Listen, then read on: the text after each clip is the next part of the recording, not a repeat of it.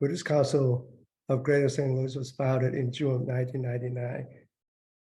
It's a collaborative effort among various Buddhist organizations in the Greater St. Louis region, aiming to promote cooperation among St. Louis Buddhists and to share the awakened way of life with all beings.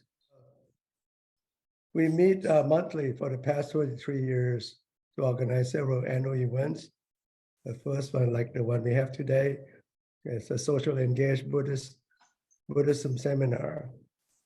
It's conducted in early March of each year with presentation of thought-provoking talks and group discussion about application of Buddhist teachings to social, economic, and political issues we face with every day.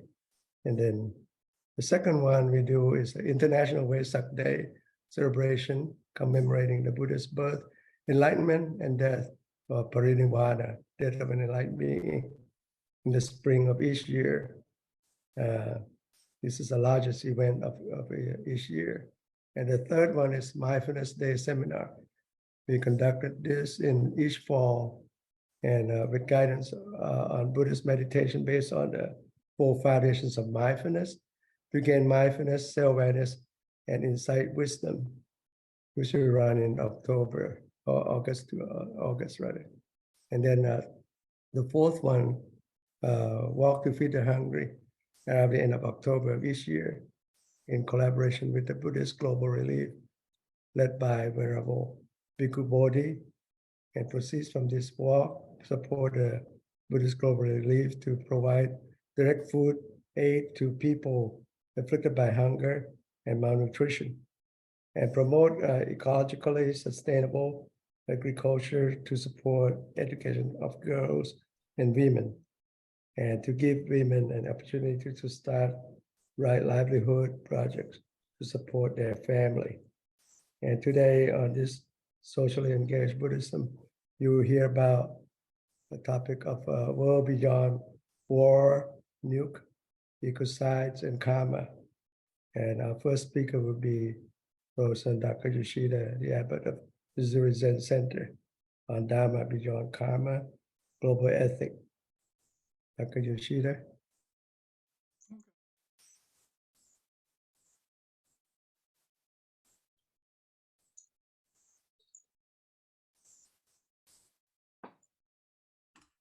So, do not prayers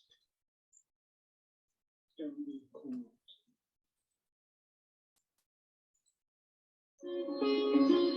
Do you hear?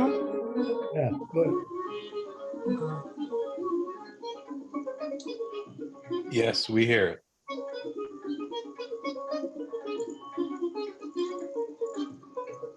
So, do not prayers can be called.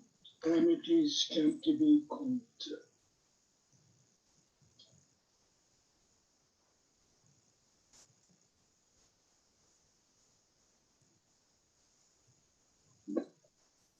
The cosmic calendar puts a big bang at the beginning of January the 1st, and the present at the last second of December the 31st.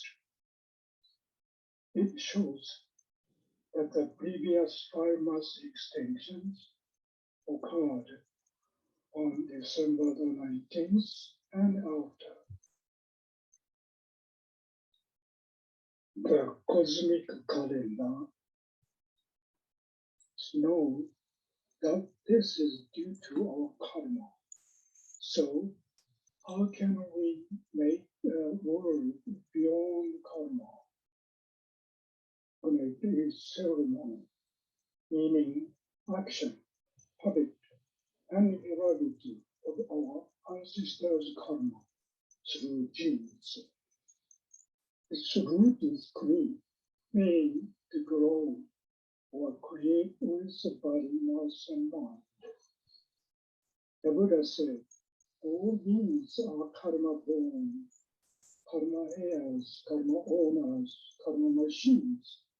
As they behave like machines, or like robots, mood hormones, habits, etc.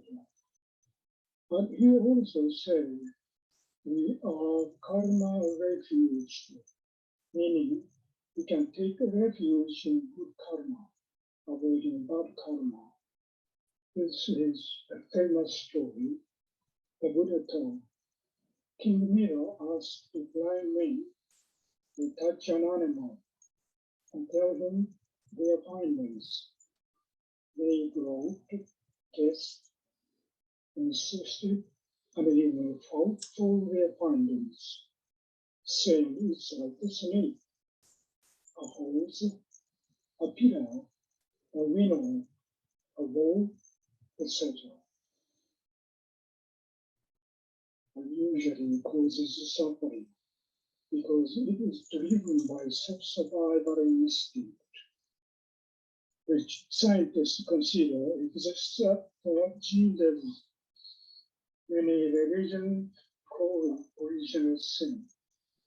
Karma is characterized by the triple poisons of desire, divisiveness, and delusion that separated the self as substance.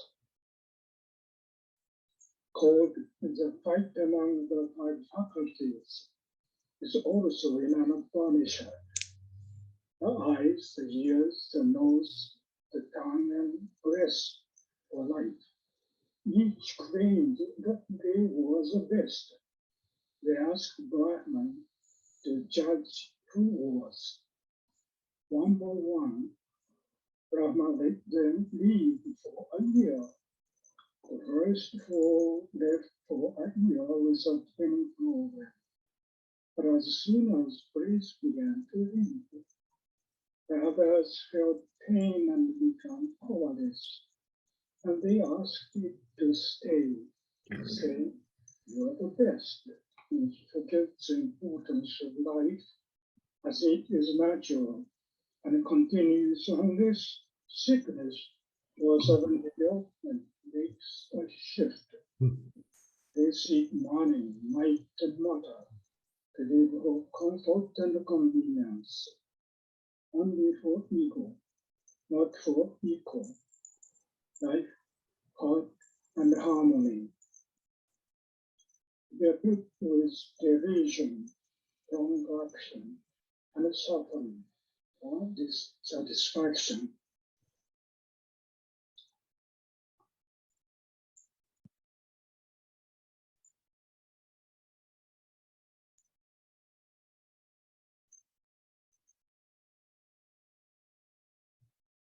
While sitting on a reaching nirvana, where he was awakened from the long night of omniscience and saw the Dharma, truth, and essence of all dharmas, phenomena, that is, dependent co-origination. That is, all phenomena are originated depending on causes and conditions. This is illustrated as the infinite, with a crystal ball on each knot of the neck, reflecting all others, thus limitlessly reflecting each other. Is witnessed of the whole world as a clear crystal ball. Self and cosmos are completely merged. Anyone can set and stop bad karma, the triple poison, killing, etc., and reach nirvana awakening, becoming Buddha. Revealed as limitless causal relation in space and time, as shown here in the case of CO2. And 3. When the world is endangered by nuclear war, more than 7,000 people of all religions from all over the world gathered in Chicago, the Parliament of the world's religions, and we issued the Declaration for a Global Ethic, whose 4 directives, as put here, are based on the 5 precepts of no killing, no stealing, no lying, and no sexual misconduct, the last of which was interpreted as equal partnership between women and men, and on the common precepts in the 10 Commandments. 18. A 5th directive on eco-protection was added. Its first principle says, no new global order without global ethics. No ideas, laws, or institutions can change the world, but only actual people can change it. The fact that religions initiate the global ethic is important because their goal is the union with the holy, wholesome way of world. And their ideal figure is a friend they need, as in Mitra, Misra, Maitreya, Messiah, et al. The population of the world religions is 8 billion. So if we all were to observe the global ethic, there will be no war or nuclear catastrophe. The system truth ethic is divided into 4 parts: life, material support, social integrity, generation succession. Is added to this, making the total base system. The sort of system, which has limited potential for limitless life, liberation, love, etc., and also limitless liability for all in the past, present, and the future. And the others are material, informational, and generational implementation and integrity for maintaining it. Gnosticism presents profound insight into the world. Nobility is added as a 5th directive. I put global truth in 5 L's, global ethic in 5 L's, material flow in 5 R's, and information flow 5 A's. This is the most well-known explanation of the dependent origination in 12 lemmas. The first one is the old oral tradition in the linear presentation, which caused misinterpretation of a popular embryogenetic one spanning 3 generations. The second one is the structural system of the 3 dependent originations, rooted in the triple poisons, which was reviewed by my research. The top portion tells the middle part of the 12 termed dependent origination. The bottom portion tells the counterpart of it. If we are awakened and act upon it, then we can attain peace. There are 3 kinds of revolutions in our history. The first urban revolution is a beginning of a civilization. Civilization derives from civitas, Latin civitas. So it means urban revolution, urban life, which started with separating city wars, slavery, trust system, etc. To avoid it, the first religious revolution or spiritual revolution about 5,000 years ago, but it's still small scale. So we just continue the civilization. We need the counterpart to amend it.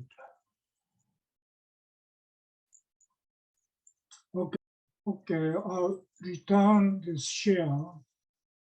Any questions in my presentation? If no questions, we can maybe go forward with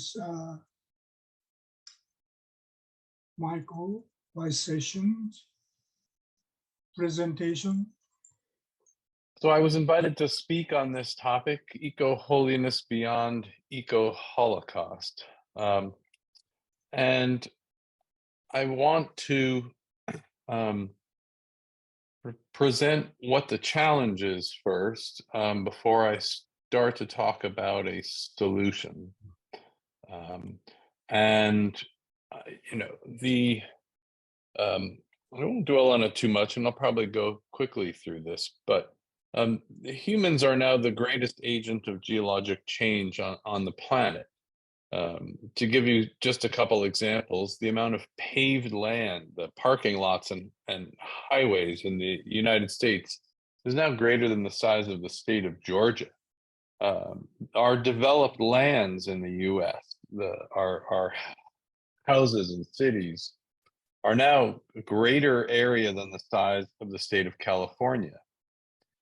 Globally, humans now use more than 40% of the total continental land area to raise or grow their food. It's more than 50% in the United States. To give you an example, here is a cartoon graphic that shows the relative areas for how we use the continental US land. You can see a huge portion of it in the middle is for cows, pasture, livestock feed. Here's the food we eat. Here's the land we use to grow food for cars. The only part here really that is that we're not using or altering is just this small part here: federal wilderness net parks and national parks and state parks. Globally, humans now are estimated to control almost 3/4 of the planet's surface, with a fairly small amount that isn't being actively impacted by human activity. In some areas, this is more drastic than others. If you take the total land mass, the total mass of land mammals, you see that humans make up 36%, livestock and human pets make up 60%, and only 4% remaining are wild, natural mammals. There are many aspects of this, and these are things that we're going to need to find solutions to. Our landfills are largely dominated by either unrecycled metals and papers or plastic, which has traditionally been made in such a way that it doesn't break down. We have leveled much of the world's forests to grow our food. Perhaps our most significant impact, though, comes in the form of energy use. We use energy at a staggering rate, powering all the lights here in New York City.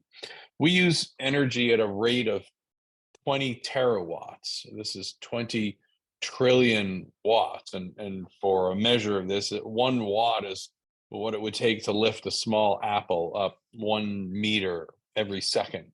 So this is like 20 trillion apples lifted 1 meter every second, 24 hours a day, 365 days a year. And to give you a scale of this, the entire engine of the Earth that drives the plate tectonics and continental plate motions and volcanoes and all this runs on 46 terawatts, 46 trillion watts. We use energy at a planetary scale. We use basically half as much as this. And this energy largely comes from fossil fuels, and this is what happens to the land when you extract fossil fuels from it. The impacts on the earth are not the same everywhere. The areas of highest impact are shown in red here. And you can see that for a good portion of the planet, it is in that very high impact region. And there are only a couple areas that are often unlivable. So the taiga forests of Siberia, the ice of Greenland, the sort of permafrost plains of northern Canada, the Amazon forest, though that is being encroached on, the Sahara Desert, the deserts of Australia. Everywhere else, humans are making a large impact. And of course, a huge part of this of using the fossil fuels is the resulting increase in greenhouse gases such as carbon dioxide, and the resulting increase in the rapid global warming, which varies around the world, but is much greater in the Northern Hemisphere and is increasing rapidly. And we can look at that rate of increase as increasing itself. So the rate at which global temperatures, which is shown on the left here, are increasing, that rate is also increasing. And it's not just in the atmosphere or on the land. Most of that heat is actually going into the oceans. It's being pumped into the oceans, which has devastating effects on the ocean biosphere. There are really two components to this. Part of this is humans are now enjoying a very rapidly increasing standard of living. And if you're a human being, this is a good thing, because when I was born, most of the world lived in poverty. Most humans were illiterate. Most humans lived in countries under a cruel dictatorship. Those have all changed dramatically. Increasingly small portion of humans are below the poverty line. A increasingly small proportion of humans don't have access to education or health. But the impact of that increased standard of living with the increased population is devastating for the planet. If there were not 8 billion humans on Earth, we wouldn't be having this conversation. And for most of the 300,000 years that Homo sapiens sapiens has been around, our population has been very manageable. And we lived off the energy of our own muscles from food or animals. But tapping into these energy sources, the fossil fuels, we were able to grow more food using fertilizers. We were able to therefore increase our population. And when I was born, there were 3 billion people on the planet. And it's now more than doubled in my lifetime. Another 5 billion have been added in just my short lifetime. There are some indications that this won't continue indefinitely. The rates of population growth are decreasing, and people put the estimates of the peak somewhere between 10 and 15 billion. But if you talk to people who study sustainability, the maximum number of people that there should be on the planet is somewhere, the high end is 500 million people. And we haven't seen these levels for hundreds of years. A staggering fact that comes along with this is that we're so young as a species, as was just mentioned. And there are so many of us now today that 8% of every Homo sapiens who has ever lived is alive today. And because most humans in the past died before reaching adulthood, the percentage of all adult humans that have ever walked on the planet is probably 20 to 25% alive today. And so this is not sustainable. This is a graph that shows the ecological footprint done by region or country. And this is in gigahectares per person, which is basically a measure of how much land is needed. At the bottom is the United Nations Inequality Adjusted Human Development Index. And you really want this to be as high as 1 as you can get. And you want your ecological footprint to be as close to 0 as possible. And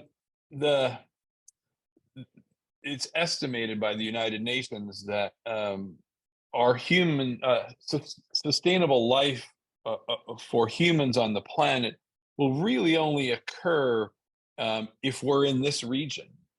But as you can see, all the countries fall on this curve. Basically, if you have a low ecological footprint, you have extreme poverty. You have extreme difference in resources. If you do have a high human development index, you're using resources at a grossly unsustainable level. So this is a real challenge, how we get everybody down here into this sustainable region. We have a choice, and projections by scientists such as the climate scientists doing the reports of the IPCC, the Intergovernmental Panel on Climate Change, such as this projection from the recent AR6 report, shows that if you look at over the past 65 million years here, there were periods back at the end of the Cretaceous when it was very warm. There were no ice, there were no ice caps, there were no glaciers. The carbon dioxide levels were between 1,000 and 2,000 parts per million. For the last couple million years, we've been down, and notice that this is a logarithmic scale here. We've been down at about 400 parts per billion here. Well, it's a different scale here, but this is a projection of just 500 years here, and we're right here today. If we make the decisions to reduce our impact, we can bring this curve back down. But if we continue consuming goods at the rate that we are, we're going to drive this carbon dioxide up to a level that it hasn't been at since 55 million years ago. And I will say, at this time, sea levels were 230 feet higher than they are today. So take the entire coastlines of the world and raise the sea level 230 feet. And basically half of the world's population is underwater. There are lots of work done at calculating what these concentration pathways are, but there is no way avoiding the fact that to prevent the global temperature from increasing, we need an immediate drastic reduction in fossil fuels. And really only that way can we follow this path and keep the temperature from getting any higher. Humans have a very complicated relationship with nature. For a long time, artists, writers viewed a utopia as what's called an Arcadia, basically a pastoral coexistence between humans and nature. This is a painting by Thomas Cole, sort of portraying this futuristic utopia. At some point, though, the concept of a utopia changed into this sort of science fiction looking, high resource consuming version. There's not a lot of green land here left anymore. But the realization has also come that this is not really possible. If we consume at this level, we end up with a dystopia, and increasingly even books and movies start showing our future. Even the novels that children read and are drawn to, like the Hunger Games, view our future in depressing, calamitous views. Now, there are changes that are happening for the good. They are largely driven by economic reasons. I will take a good outcome if it has a means that I don't necessarily approve of, but it's not necessarily sustainable, because if people are doing something still just for the money, in this case, wind and solar powered electricity is now cheaper than fossil fuels in almost all parts of the world. So the fossil fuel use, particularly coal, is rapidly dwindling, and wind and solar are growing. If you look at the state of Maine, you can go back 20 years ago, and most of its energy came from natural gas. Well, now it's largely hydroelectric or biomass or wind. If you look at Iowa, you go back 20 years ago, and it was almost entirely coal powered. And now wind provides the largest share of Iowa's electricity. And these trends are happening around the planet, not just in the United States. But I think it takes something else. I think it takes something more for a real change to happen. And I want to draw upon a quote from Albert Einstein. It's very Buddhist in nature. It's all about compassion.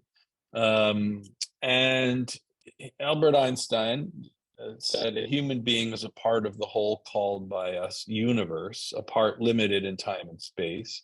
He experiences himself, his thoughts and feelings, as something separated from the rest, a kind of optical delusion of his consciousness. This delusion is a kind of prison for us, restricting us to our personal desires and to affection for a few persons nearest to us.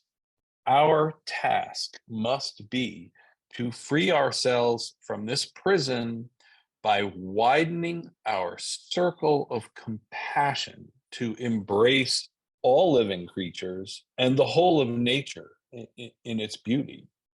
I look at this and I am encouraged, because in our short time on this planet, we've gone from the few persons nearest to us being our cave or our clan or our family, and then, as was just mentioned previously, this was expanded out to communities, city-states, nations, countries, continents, and people now feel compassion towards animals and plants and indeed the whole earth. It's not the majority of humans yet, but we are very clearly going in that direction.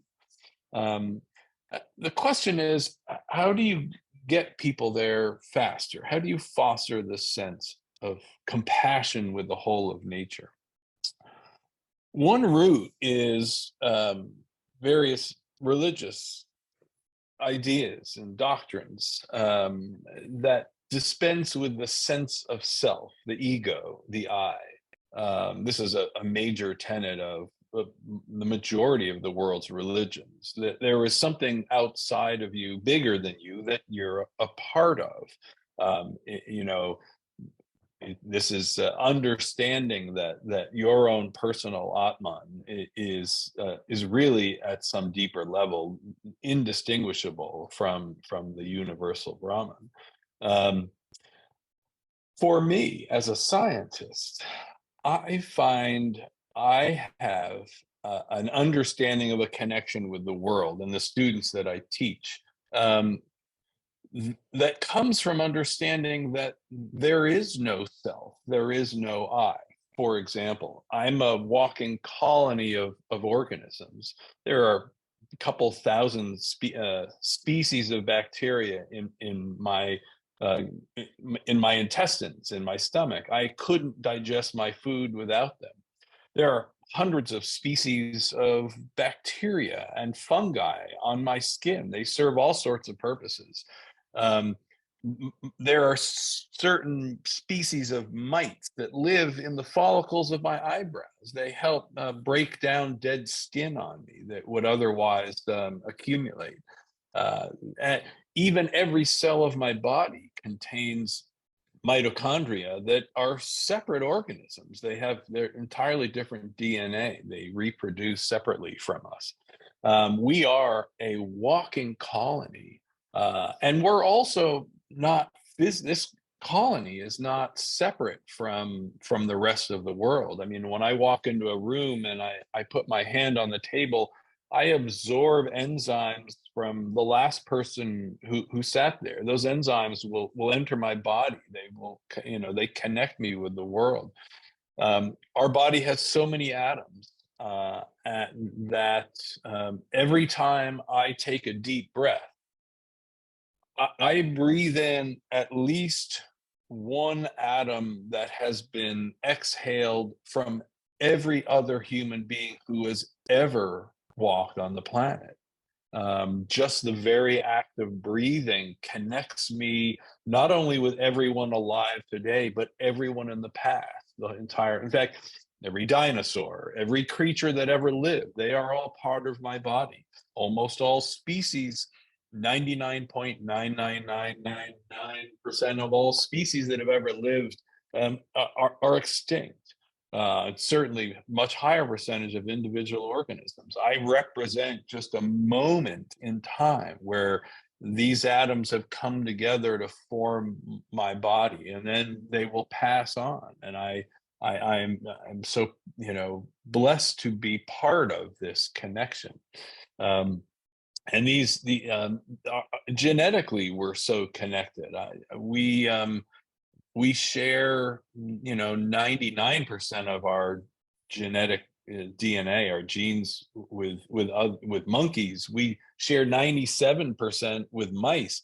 We share 50% of our genes with mushrooms. If you eat a salad with mushrooms in it, you're committing cannibalism in a sense. I mean, and if you look at those mass extinctions that were just mentioned in the previous presentation, I know at an intellectual level that they are natural. They've happened long before humans were on the planet, and there will be natural causes of extinctions in the future. There will be massive impacts or super volcanoes that will alter our climate rapidly and irreparably. But I still, every time I hear that a species of tiger has gone extinct, I have this visceral gut reaction to it. It is as if, a finger of mine has been cut off. That's my family. That is part of me. And if you view the world as other than you, then you are more apt to be to lack a mindfulness in how you treat the world. But it's like, would you dump your garbage in your own bed? No, it's your bed. You're going to sleep there at night. In the same sense, if you see all the organisms of the world as part of your family, you've expanded your sphere of compassion to encompass all of nature, the whole of nature, because you realize that whole of nature is part of you. You are not this isolated island at war with the rest of nature. You are nature. It's all in you. All the genetic material from all organisms are all remarkably similar. Then you're more apt to take care of it and have a sense of responsibility that comes with the extreme power that humans now have as the greatest agent of geologic change. Let me just finish. I realize I'm getting out of time here. The solution for me that I found, and what I've dedicated much of my my career to, is on increasing science education for children. There was a very influential revision of our understanding of how best to teach science to children in our schools, called the Next Generation Science Standards. And I was one of the lead authors of this. I was actually in charge of the Earth and space portion of it. And this is very important. One part of it is for all of high school, it requires now a year's worth of Earth and space science content. Up until recently, most students would go through high school getting biology, chemistry, and physics, and very little understanding about the Earth. When we redid this whole set of standards, and I should say that this began at the National Academy of Science, which is the most respected scientific organization in the United States. I also chaired and was in charge of the Earth and space science there at the National Academy. We created a framework that these new science standards were built on. We went out around the room, and there were Nobel Prize winners in biology and chemistry and physics. And our first task was to understand what the critical issues that all our students in the US needed to understand. And it wasn't, you know, the steps of mitosis or, you know, obscure parts of chemistry and physics. People said climate change, human impacts on the ecosystem, natural resources, pollution. You know, the scientists at the highest levels of understanding, they knew what the key issues were, and they made it into this. This new way of teaching science has now been fully adopted, as we wrote it, by 21 states and Washington, D.C. But it has also been, and those are all the states with red circles, but it's also been adapted, keeping the full message, the emphasis of Earth and space science in there, by 25 other states. So 45 out of 50 states and the US are now in the process of converting their education to a system that will include significant amounts of understanding of the value of the planet and the human role in it. This is more than 80% of our students. I've been working the last couple of years to co-author national chemistry and physics high school programs that do exactly this. So for instance, we followed a model that was developed by California's education department. But this is for its chemistry program. And the national chemistry program isn't just called chemistry, it's called chemistry in the Earth system. Because they already had the chemistry, physics, and biology classes, and they couldn't figure out, they couldn't get a whole other fourth course for Earth and space science. So they've rewritten all of their biochem and physics to make the stories, the focus, the phenomena that students investigate about the Earth. So for chemistry, a large portion of it is the combustion of carbon dioxide and the impact on the climate with climate change, the impact on the ocean with ocean acidification. And in the process, they learn about chemical reactions, but they do so looking at chemical reactions of the burning of fossil fuels and the resulting carbon dioxide in the ocean, and this concept of an equilibrium of our planet and how we are tilting this equilibrium. And so this is our chemistry program, and a huge portion of it, there are, you know, in the textbook, there are 150 pages now that in a national chemistry program about climate change, climate science.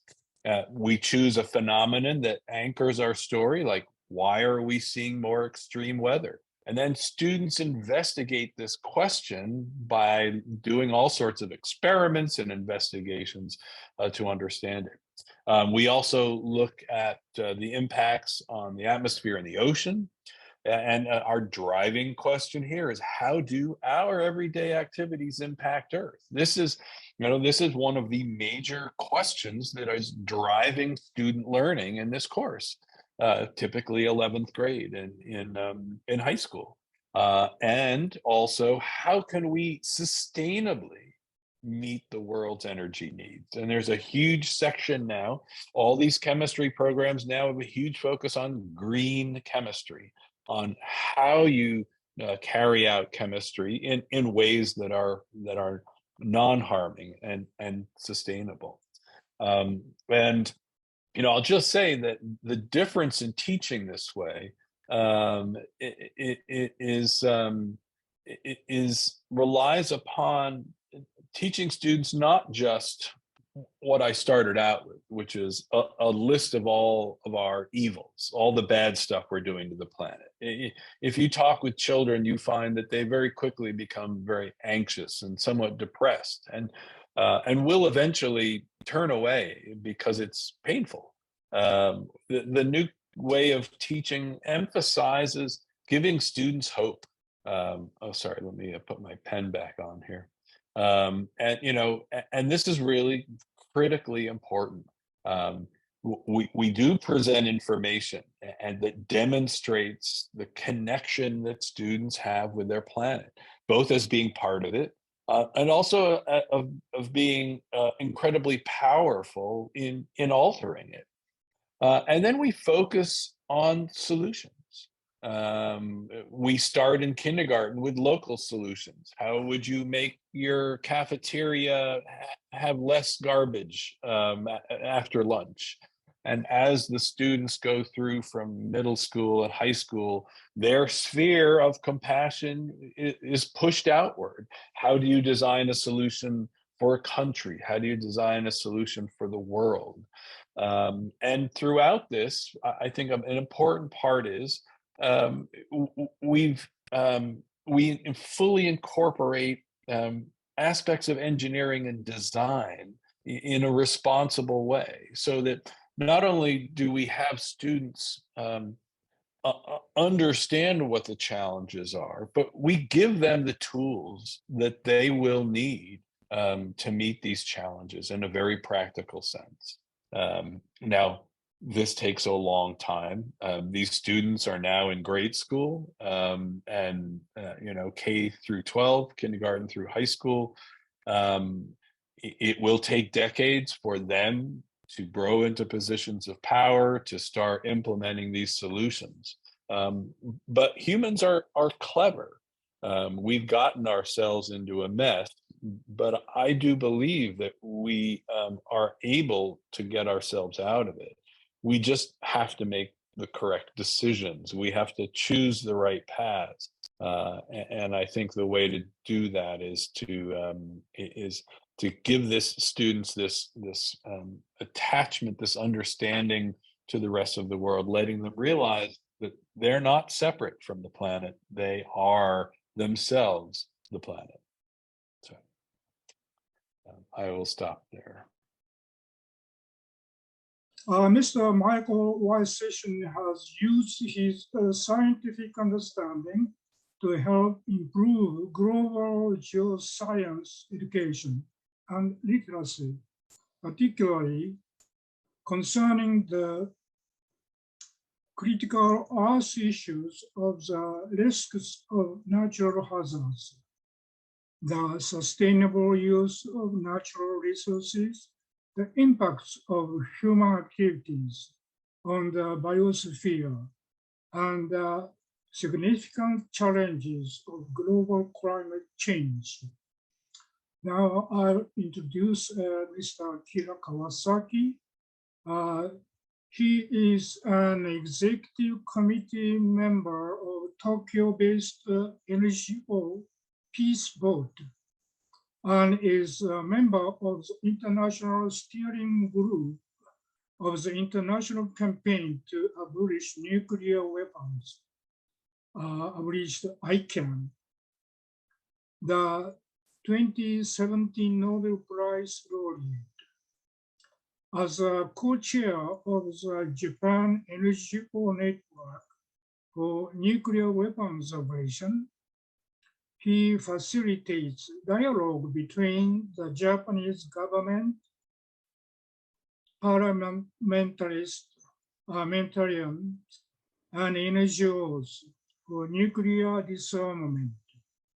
After the nuclear disaster in Fukushima, he worked with NGOs and affected communities to organize global conferences for a nuclear-free, power-free world in Tokyo and Fukushima. In 2012, and Mr. Kawasaki lectures at Keison University and Rikkyo University, Tokyo, and sits on the board of the Peace Studies Association of Japan. So please, Mr. Kawasaki. Yeah, thank you very much. Thank you, Yoshida, for the kind introduction, and also for giving me this opportunity to talk to you.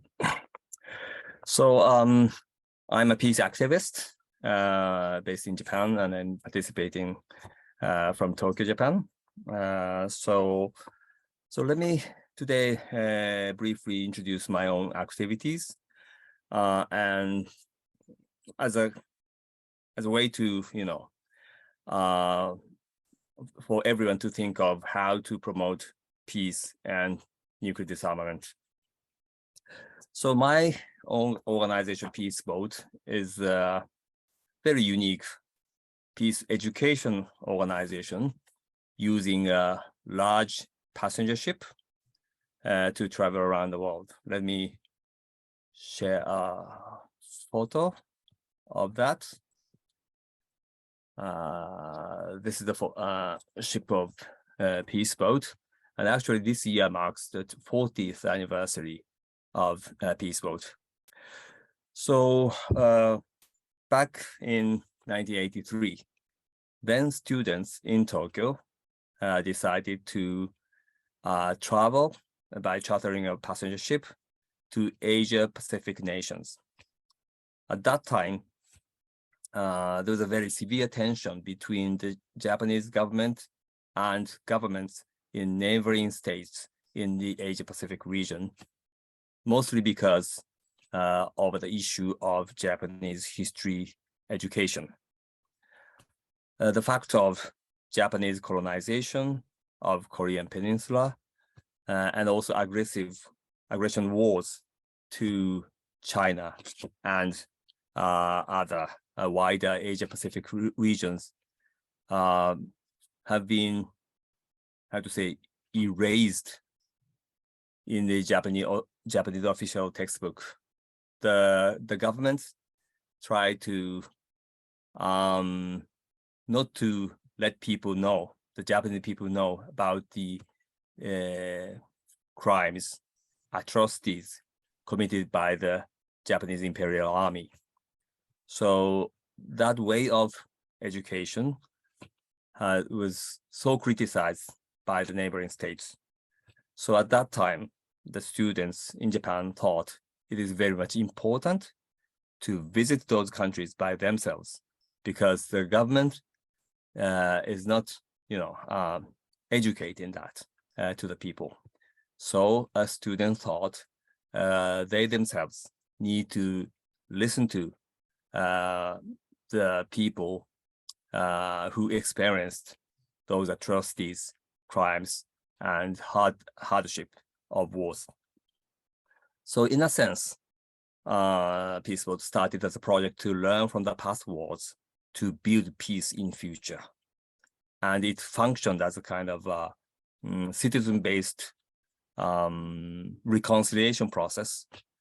And then it was successful in gaining many young participants and grew. And after 1990, the Peace Boat started global voyage with much larger ship, with much more participants. And currently, Peace Boat has a passenger ship with a capacity of over 1,000 people and traveling around the world. And each global voyage is about for 100 days, meaning 3.5 months, to travel literally around the world by visiting over 20 ports in each one global voyage. And one of the highlighted project is that we invite survivors from Hiroshima and Nagasaki to come on board Peace Boat. And we organize testimony sessions with by the survivors. They're called as hibakusha in Japanese word. The hibakusha telling their stories of Hiroshima and Nagasaki and afterwards with the people around the world. We call it as Peace Boat Hibakusha Project or Global Voyage for a Nuclear-Free World. We started this project in 2008 and up to today, over 180 hibakusha participated in this project.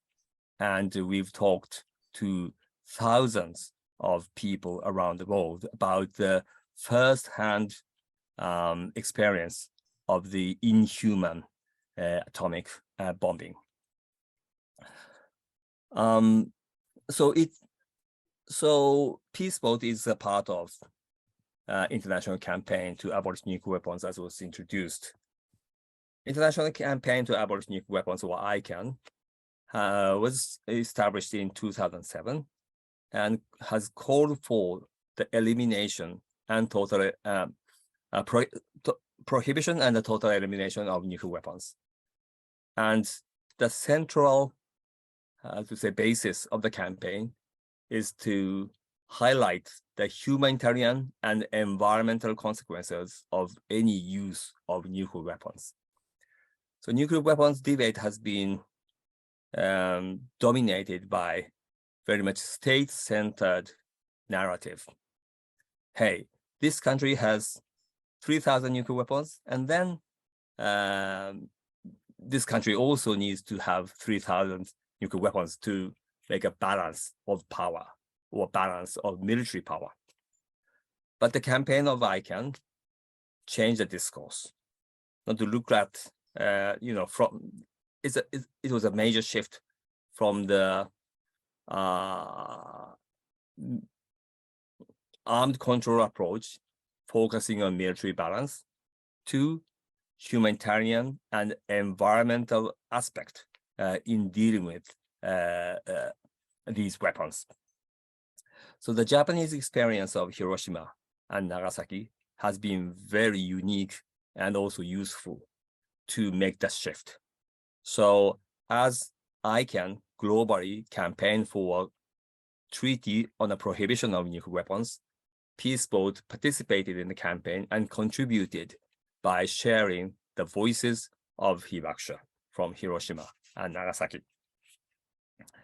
And that global movement has been successful in partnership with a number of committed governments, like from Austria, Mexico, South Africa, New Zealand, among many others, and also the International Committee of Red Cross and other humanitarian international organizations, and bear the fruit by having the Treaty on the Prohibition of Nuclear Weapons, or TPNW, adopted at the United Nations in 2017. And that year, ICANN had the privilege to be awarded Nobel Peace Prize for its contribution as a civil society to help the adoption of the landmark treaty. So I think you are already aware that there are many treaties and various efforts for nuclear disarmament already. You may be aware that there are US-Russia disarmament talks and agreements. And also, some of you may have heard of the names of treaties such as NPT, Nuclear Non-Proliferation Treaty, CTBT, Comprehensive Nuclear Test Ban Treaty, and so on and so forth. So you may just think, hey, what is the difference? What is the uniqueness? Or what is the point of this new treaty of TPNW adopted in 2017? So the uniqueness of the treaty is firstly this focus on the humanitarian aspect. So basically this treaty, TPNW, provided that any use of nuclear weapons would be contrary to the rule of international humanitarian law. So basically the treaty linked the nuclear weapons issue to humanitarian law and also human rights law, which was very unique. And also, it categorically prohibited the use and threat to use nuclear weapons. So it has a very important meaning in the current problems in the world. So as everybody understands that the ongoing invasion by Russia of Ukraine has a very, severe and serious consequences every day, and casting a very dark shadow for our lives for future. So there is a real risk of the use of nuclear weapons. So basically, the Russia, along with many other nuclear armed states, has adopted the policy of using nuclear weapons in the case of existential threat for the state. So all those nuclear possessors, including the United States, has adopted such a policy. They can use nuclear weapons in the case of the situation that their survival is fundamentally threatened.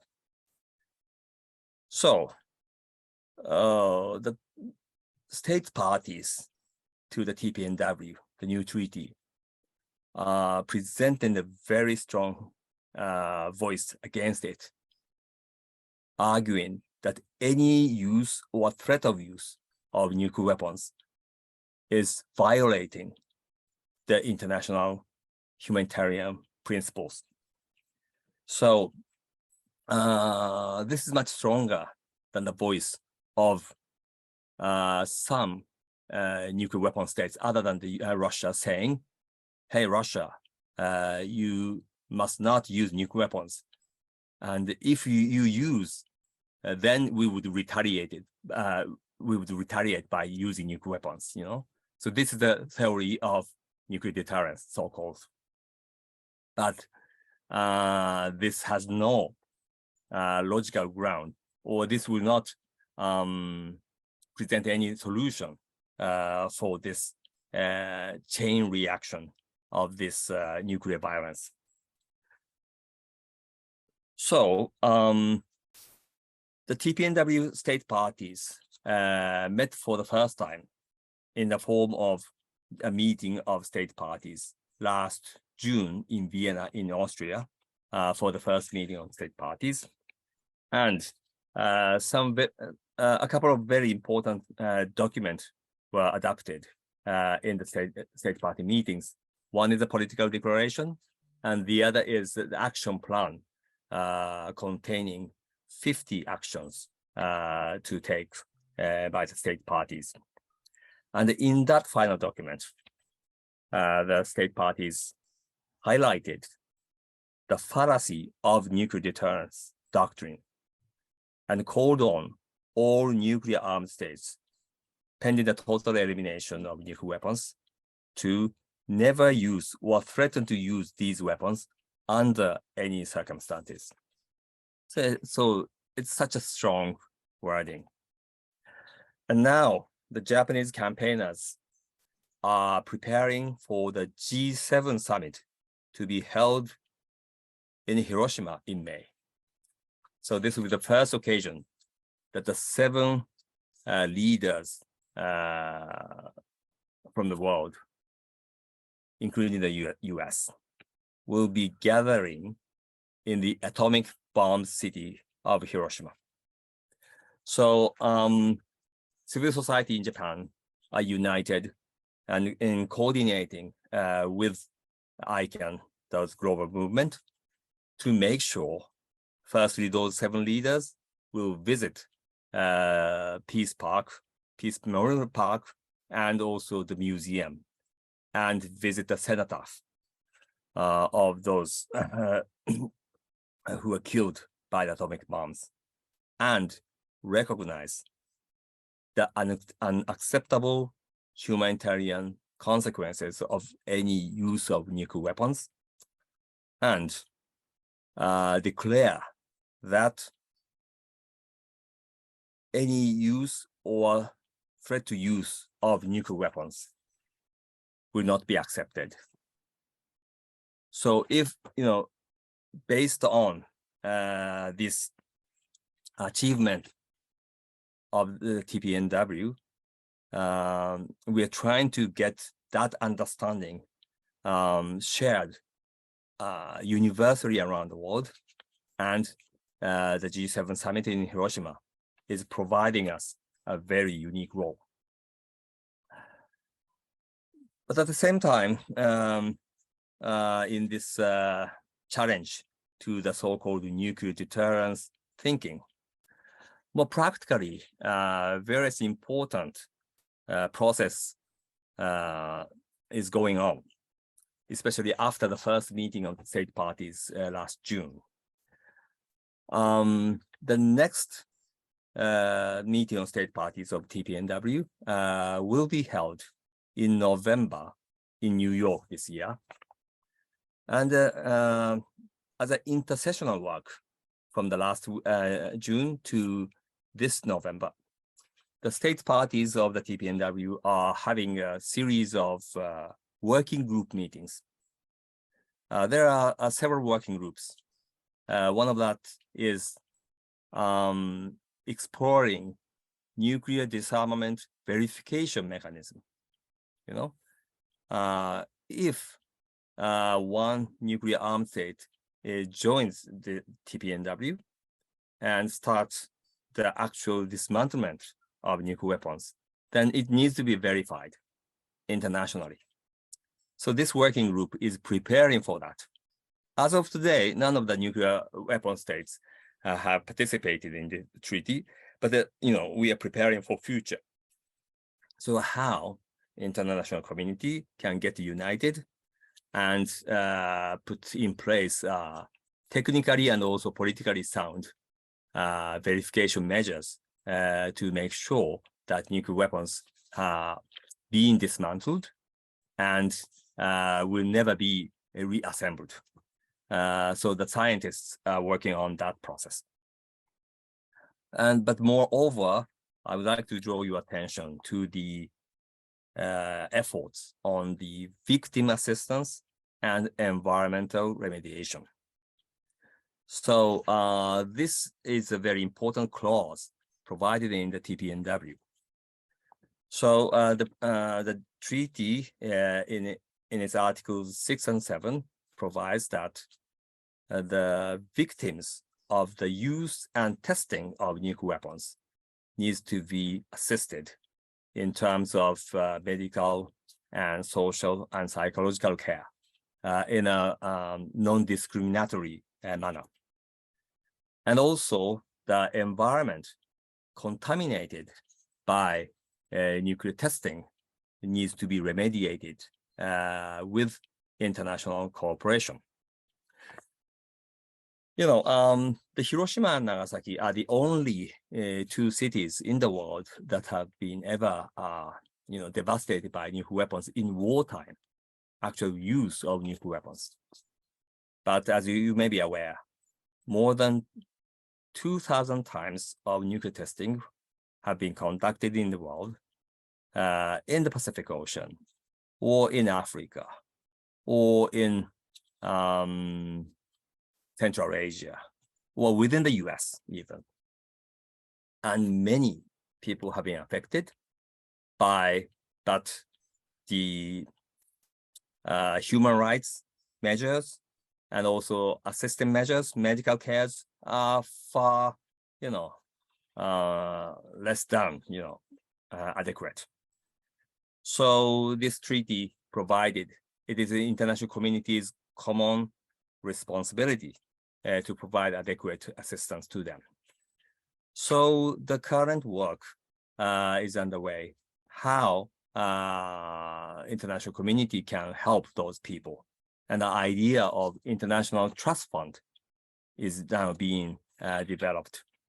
So the state parties, together with Red Cross and NGOs like those who are working under the umbrella of ICANN, are discussing how such an international trust fund is be achievable and feasible. And in that connection, let me briefly also mention about the issue of nuclear power.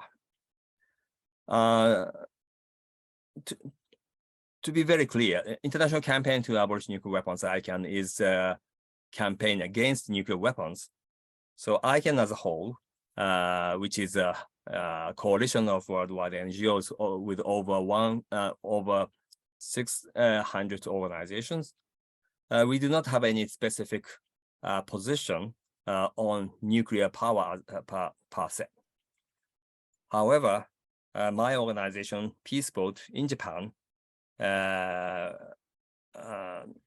is very, very much feeling the responsibility to convey the reality of Fukushima, the nuclear power disaster that took place 12 years ago to the world. It's very important.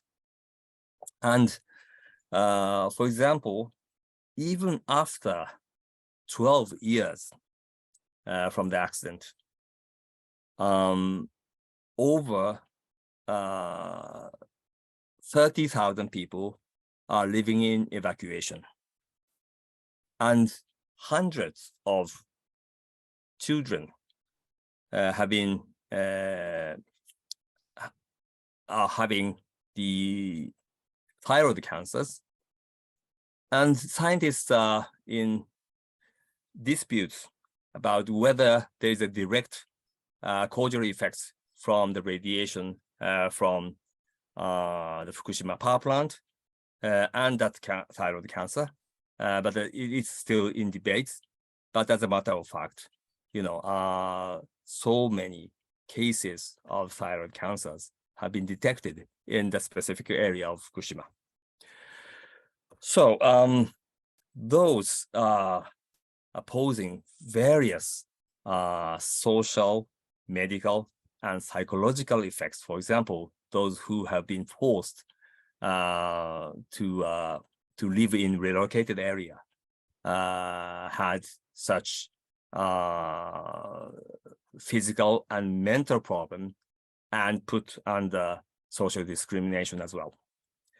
So, and and also they are living in a fear that their health may be harmed in future.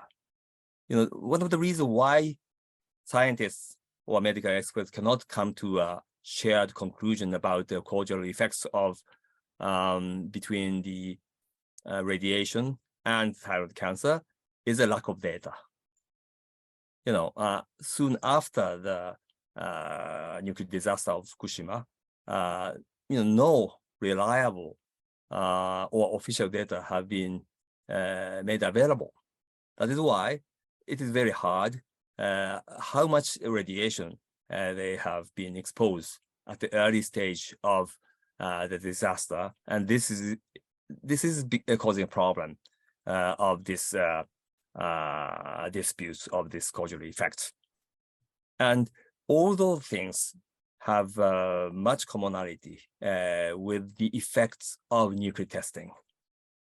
After nuclear testing, like Pacific Islanders had to relocate, evacuate, and the decontamination measures taking decades. In the case of Fukushima as well, yes, some decontamination measures have been in place, and those residential area has been cleaned up already, mostly, but there are still heavily contaminated areas, and much of the forests are not decontaminated at all. So these are decades-long process. So in a sense, there are many such victims of nuclear weapons and also nuclear powers around the world. And we really need to look into the reality of those people when we talk about, say, nuclear deterrence or international security provided by nuclear weapons, or when we talk about energy security and nuclear power may be a viable option, especially in the aftermath of the Russian invasion. We are having a very energy crisis. So, even such a country like Japan, the government is trying to going back to nuclear power. So in all those debate or this discourse of state security, the people's suffering and the voices of nuclear victims have been put aside. So I think it is the responsibility of civil society practitioners like me, and also many religious practitioners, including the Buddhists, to put focus on the humanitarian and environmental impact of those military and also technical system based on nuclear. So thank you very much. And later on, I look forward to receive your questions. Thank you, Mr. Kawasaki. Mr. David Swanson is an author, activist, journalist, and radio host. He is executive director of World Beyond War, .org, and campaign coordinator for Roots Action, .org. Mr. Swanson's books include War is Alive. He blogs at davidswanson.org and warisacry.org. He hosts Talk World Radio. He is a Nobel Peace Prize nominee and U.S. Peace Prize recipient. Longer bio and photos and videos can be at World Beyond War. Follow him on Twitter at David Swanson and Facebook, and sign up for activist alerts. Articles, David Swanson News, World Beyond War News, Charlottesville News, Connect with World Beyond War. So Please, David. Yes, thank you. Terrific to be here. Thank you for including me. I hope you can hear me okay. Let me know. Wonderful, as always, to see the great work that Peace Boat and ICANN are doing, and to see that U.S. schools are teaching scientific information about climate collapse. I would love to combine the two because 11th graders in U.S. schools are also taught that nuking Japan saved lives. I wonder if someday we might dream of influencing U.S. schools to teach peace as well as science. I'm going to try to share screen. Let me know if you can see this okay. I'm going to try to share a PowerPoint. Yep, we can see it. You see it, great. And I want to begin with 3 lessons from 20 years ago. I can get it to move. There we go. First, on the question of launching a war on Iraq, the United Nations got it right. It said no to the war. It did so because people around the world got it right and applied pressure to governments. Whistleblowers exposed U.S. spying and threats and bribes. Representatives represented. They voted no. Global democracy, for all of its flaws, succeeded. The rogue U.S. outlaw failed. But not only did U.S. media and society fail to begin listening to the millions of us who didn't lie or get everything wrong, allowing the warmongers to go on failing upward, but it never became acceptable to learn the basic lesson. We need the world in charge. We do not need the world's leading holdout on basic treaties and structures of law in charge of law enforcement. Much of the world has learned this lesson. The U.S. public needs to. Second, we failed in not saying one word about the evil of the Iraqi side of the war on Iraq. Iraqis might have been better off exclusively using organized, nonviolent activism. But saying so was not acceptable. So we generally treated one side of the war as bad and the other as good, exactly as the Pentagon did, only with the sides switched. This was not good preparation for a war in Ukraine, where not only is the other side, the Russian side, clearly engaged in reprehensible horrors, but those horrors are the primary topic of corporate media. With people's brains conditioned to believe that one side or the other must be holy and good, many in the West pick the US side. Opposing both sides of the war in Ukraine and demanding peace is denounced by each side as somehow constituting support for the other side, because the concept of more than one party being flawed has been erased from the collective brain. Third, we did not follow through. There were no consequences. The architects of the murder of 1 million people went golfing and got rehabilitated by the very same media criminals who had pushed their lies. Looking forward replaced the rule of law. Open profiteering, murder, and torture became policy choices, not crimes. Impeachment was stripped from the US Constitution for any bipartisan offenses. There was no truth and reconciliation process. Now the US works to prevent the reporting of even Russian crimes to the International Criminal Court because preventing any sort of rules is the top priority of the rules-based order. Presidents have been given all war powers, and darn near everybody has failed to grasp that the monstrous powers given to that office are drastically more important than which flavor of monster occupies the office. A bipartisan consensus opposes ever using the war powers resolution. While Johnson and Nixon had to clear out of town and opposition to war lasted long enough to label it a sickness, the Vietnam syndrome, in this case, the Iraq syndrome lasted long enough to keep Kerry and Clinton out of the White House, but not Biden. And nobody has drawn the lesson that these syndromes are fits of wellness, not illness.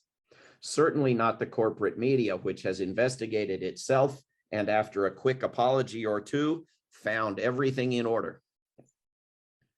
So the UN is the best thing we've got, and it can occasionally state its opposition to a war.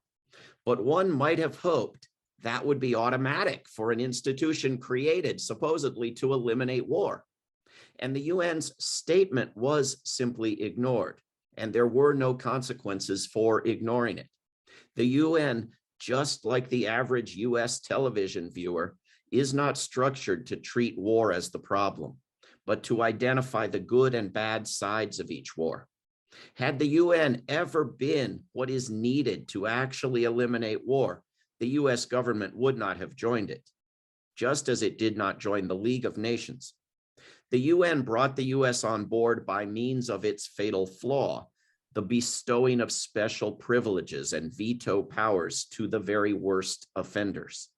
The UN Security Council has 5 permanent members: US, Russia, China, UK, France. They claim the veto power and the leading seats on the governing bodies of the major committees of the UN. Those 5 permanent members are all in the top 6 spenders on militarism each year, with India also in there.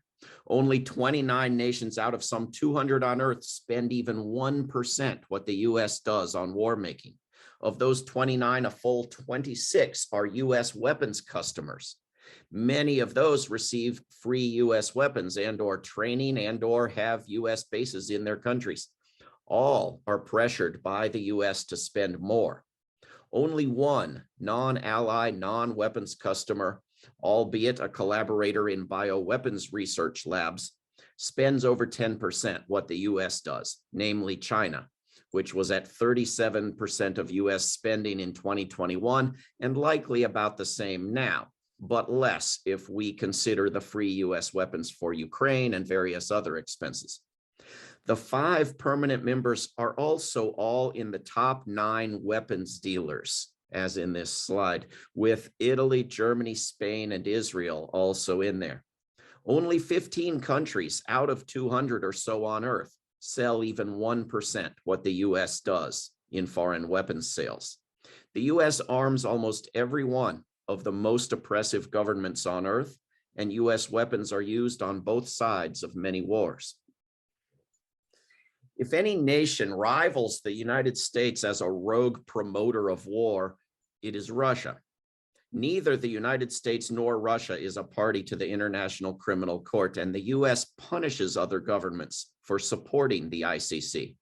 Both the US and Russia defy the rulings of the of the International Court of Justice.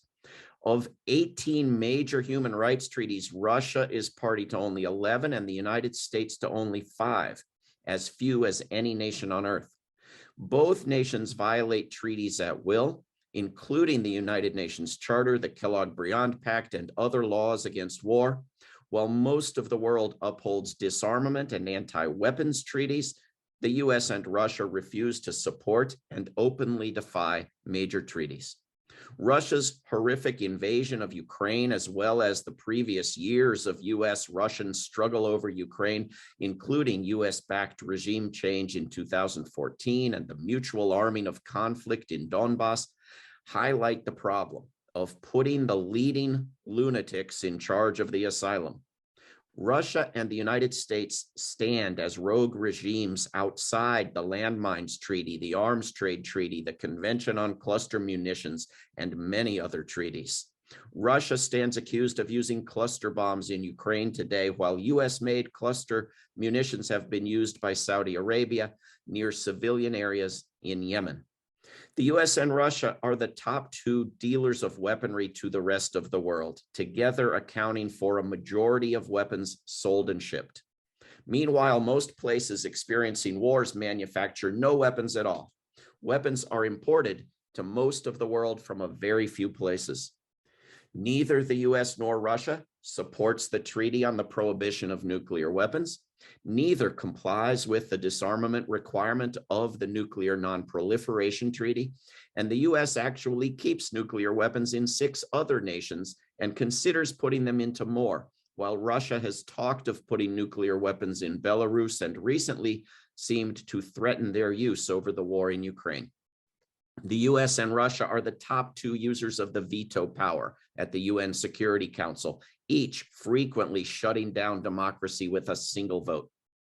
China has proposed itself as a peacemaker, and that should, of course, be welcomed, though China is only a law-abiding global citizen by comparison with the US and Russia.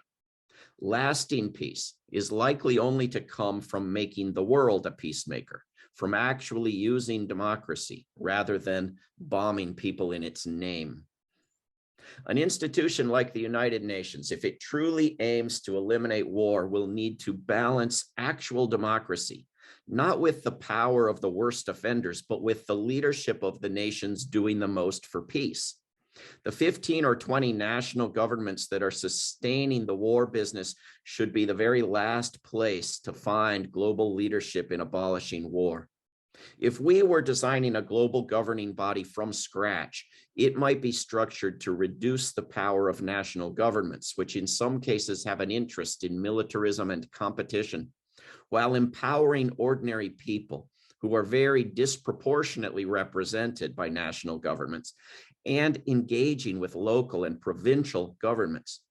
World Beyond War once drafted such a proposal. It is at worldbeyondwar.org/GEA. If we were reforming the existing United Nations, we could democratize it by abolishing permanent Security Council membership, abolishing the veto, and ending the regional allotment of seats on the Security Council, which overrepresents Europe, or reworking that system, perhaps by increasing the number of electoral regions to 9, in which each would have 3 revolving members to add up to a council of 27 seats instead of the current 15. Additional reforms to the Security Council might include the creation of 3 requirements. One would be to oppose every war. The second would be to make its decision-making process public. The third would be to consult with nations that would be impacted by its decisions. Another possibility would be to abolish the Security Council and reassign its functions to the General Assembly, which includes all nations.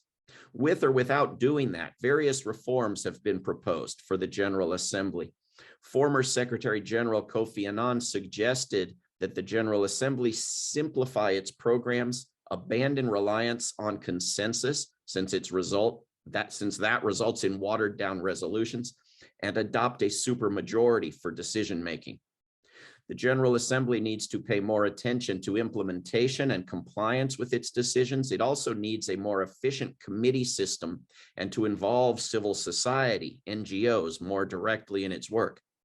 If the General Assembly had real power, then when all nations of the world but the US and Israel vote each year to end the blockade of Cuba, it would mean ending the blockade of Cuba.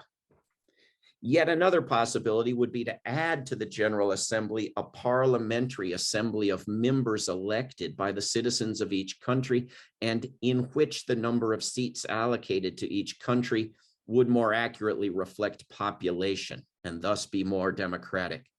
Then any decisions of the General Assembly would have to pass both houses. This would work well in combination with abolishing the Security Council. A big question, of course, is what it should mean for the UN to oppose a war. A major step would be for it to recognize the superiority of unarmed peacekeeping over the armed variety. I recommend watching the film Soldiers Without Guns. The UN should shift its resources from armed troops to conflict prevention, conflict resolution, mediation teams, and unarmed peacekeeping on the model of groups like the Nonviolent Peace Force. Nations' governments should each develop unarmed defense plans. It's quite a high hurdle to appeal to a country that's been militarily invaded After decades of military defense and offense preparations and the accompanying cultural indoctrination in the supposed necessity of military defense, to appeal to said country to construct on the fly an unarmed civilian defense plan and act on it despite near universal lack of training or even comprehension. We are finding it to be a high hurdle just to get access to bring in an unarmed team to defend a nuclear power plant in the middle of a war in Ukraine. A more reasonable proposal is for national governments that are not at war to learn about, and if they really learned about it, then this would necessarily follow, established departments of unarmed civilian defense. World Beyond War is putting together both an annual conference in 2023 and a new online course on this topic. One place to get the very beginning of an understanding that unarmed actions can repel militaries, even without serious preparations or training. So imagine what proper investment could do, is with a list of nearly 100 times that people have successfully used nonviolent action in place of war. You can find that at worldbeyondwar.org/list. A properly prepared unarmed defense department, something that might require a major investment of 2 or 3% of a military budget, could make a nation ungovernable if attacked by another country or a coup d'etat, and therefore immune from conquest. With this kind of defense, all cooperation is withdrawn from the invading power. Nothing works. The lights don't come on or the heat. The waste is not picked up. The transit system doesn't work. Courts cease to function. The people don't obey orders. This is what happened in the Kapp Putsch in Berlin in 1920, when a would-be dictator and his private army tried to take over.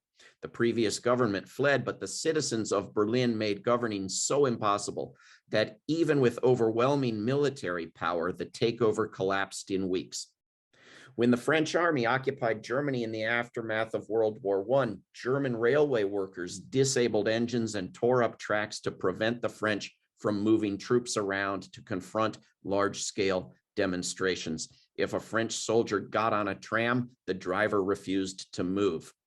If training in unarmed defense were standard education, you would have a defense force of an entire population. The case of Lithuania offers some illumination of a way forward, but a warning as well. Having used nonviolent action to expel the Soviet military, Lithuania put in place an unarmed defense plan, but it has no plan to give military defense a back seat or to eliminate it. Militarists have been hard at work, framing civilian-based defense as subsidiary to and in assistance of military action. We need nations to take unarmed defense as seriously as Lithuania, and then much more so. Nations without militaries, Costa Rica, Iceland, etc., could come at this from the other end by developing unarmed defense departments in place of nothing. But nations with militaries, and with militaries and weapons industries subservient to imperial powers, they will have the harder task of developing unarmed defense while knowing that an honest appraisal may require eliminating military defense. This task will be much easier, however, as long as such nations are not at war. It would be a tremendous boost were the United Nations to transform those armed national forces it uses into an international swift reaction force of unarmed civil defenders and trainers. Another key step would be making actual some of the rhetoric ironically used to defend lawless violence, namely the so-called rules-based order. The UN has a responsibility to establish effective international law, including the law against war, not just so-called war crimes or particular atrocities within wars. Numerous laws forbid war, which you can see at worldbeyondwar.org/constitutions. One tool that could be used is the International Court of Justice, or World Court, which is actually an arbitration service for a pair of nations that agree to use it and abide by its decision. In the case of Nicaragua versus the United States, the US had mined Nicaragua's harbors in a clear act of war. The court ruled against the US, whereupon the US withdrew from compulsory jurisdiction. This was in 1986. When the matter was referred to the Security Council, the US exercised its veto to avoid penalty. In effect, the 5 permanent members can control the outcomes of the court should it affect them or their allies. So reforming or abolishing the Security Council would reform the World Court as well. A second tool is the International Criminal Court, or as it would be more accurately named, the International Criminal Court for Africans, since that is who it prosecutes. The ICC is supposedly independent of the major national powers, but in reality, it bows before them, or at least some of them. It has made gestures and backed off again on prosecuting crimes in Afghanistan or Palestine. The ICC needs to be made truly independent, while ultimately overseen by a democratized United Nations. The ICC also lacks jurisdiction because of the nations that are not members. It needs to be given universal jurisdiction. The arrest warrant for Vladimir Putin, that is the top story in the New York Times today, is an arbitrary claim to universal jurisdiction, since Russia and Ukraine are not members, but Ukraine is allowing the ICC to investigate crimes in Ukraine, apparently as long as it only investigates Russian crimes in Ukraine. Current and former US presidents have had no arrest warrants issued. Ukraine, the European Union, and the United States have proposed an ad hoc special tribunal to try Russia for the crime of aggression and related offenses. The US wants this to be a special tribunal in order to avoid the example of the ICC itself prosecuting a non-African war criminal. Meanwhile, the Russian government has called for an investigation and prosecution of the US government for sabotaging the Nord Stream 2 pipeline. These approaches are distinguishable from victor's justice purely because there is unlikely to be any victor, and such law enforcement by outlaws would need to happen simultaneously with the ongoing war or following a negotiated compromise. We need an honest investigation in Ukraine of the likely violation of dozens of laws by multiple parties, including in the areas of facilitation of the 2014 coup, the war in the Donbass from 2014 to 2022, the invasion of 2022, threats of nuclear war, and the keeping of nuclear weapons in other nations in possible violation of the Non-Proliferation Treaty, the use of cluster bombs and of depleted uranium munitions, the sabotage of the Nord Stream pipelines, the targeting of civilians, the mistreatment of prisoners, the forced conscription of protected persons and conscientious objectors into military service. Beyond criminal prosecution, we need a process of truth and reconciliation. A global institution designed to facilitate those processes would benefit the world. None of this can be created without a democratically representative world body that acts independently of imperial powers. Beyond the structure of legal bodies, we need far greater joining and complying with existing treaties by national governments, and we need the creation of a greater body of clear statutory international law.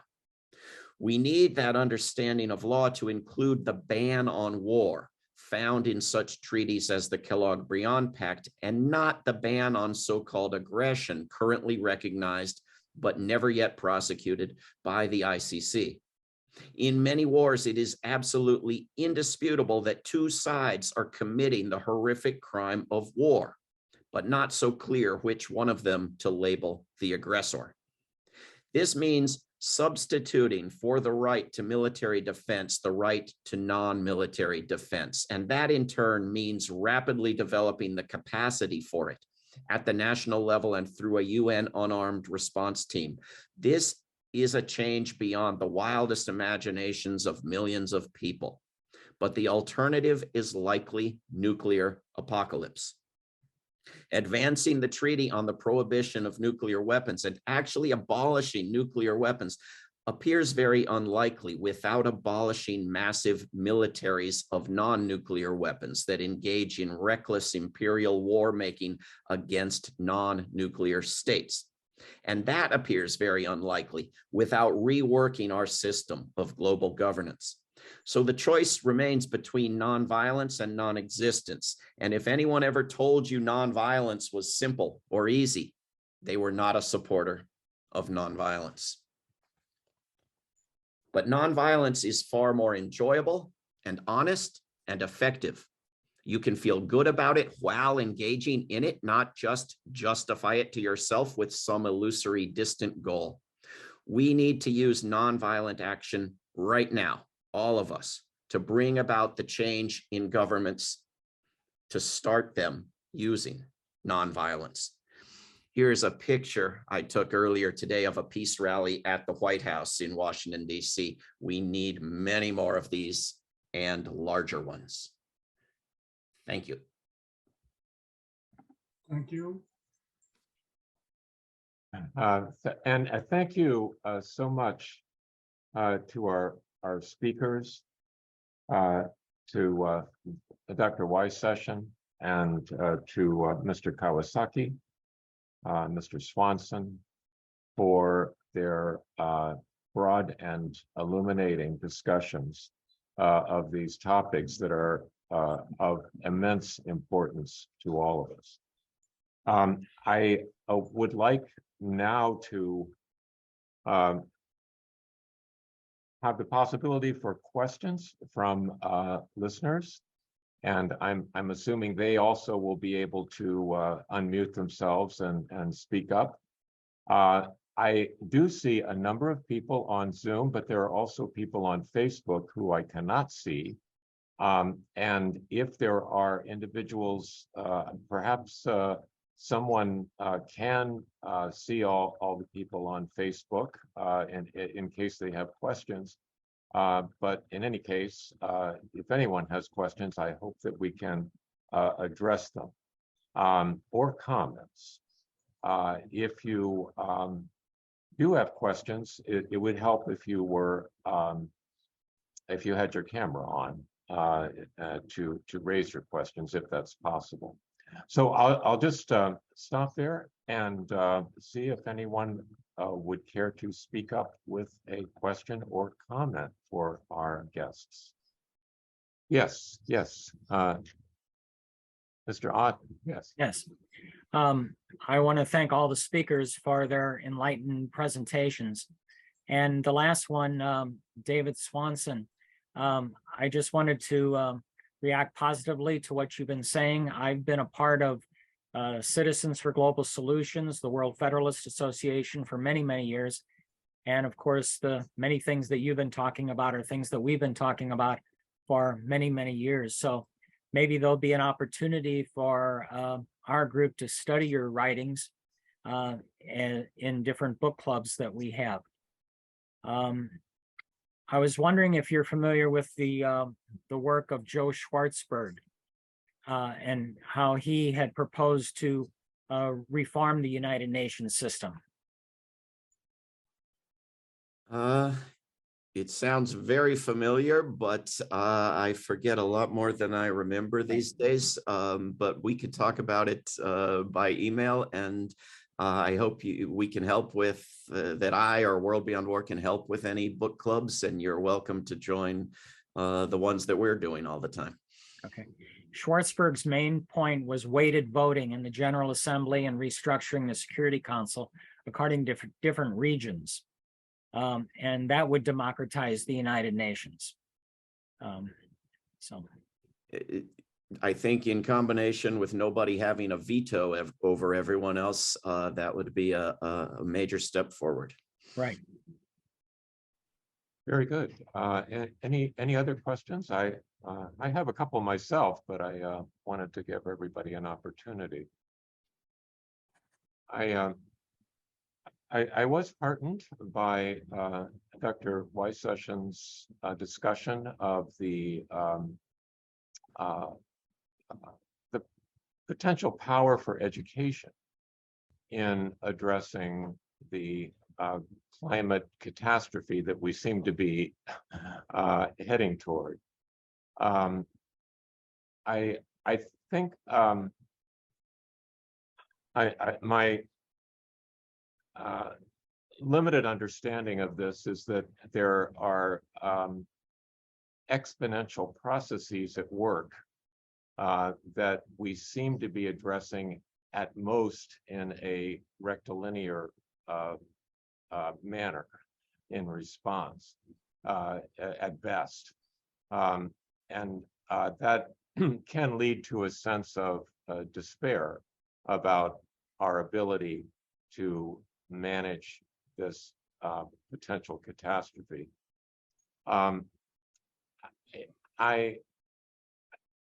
Education will definitely help at some point. And also individual action can be helpful, but it seems as if the magnitude of the problem is such that it will take a massive coordinated response that necessarily will involve the cooperation of multiple nation states. And how is that going to happen if it's needed? It's a difficult problem. I think it's sort of inevitable that billions of people will die in the process. But I think,